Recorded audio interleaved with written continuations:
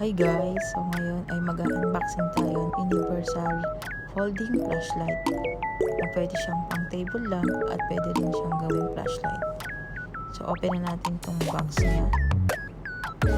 Pag open ng box, may kita itong ating cable wire para sa ating charger.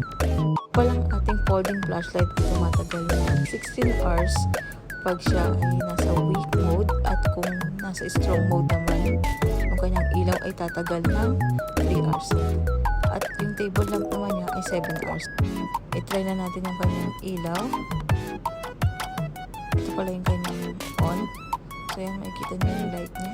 Kaya pwede rin siya pang bahay pag kailangan natin ng ilaw sa ating mga table. Dito natin i-charge yung sasaksak yung saksakan ng charger. Ano pang hinihintay niyo? Pumili na kayo ng 2-in-1 foldable flashlight. Yun lang, bye!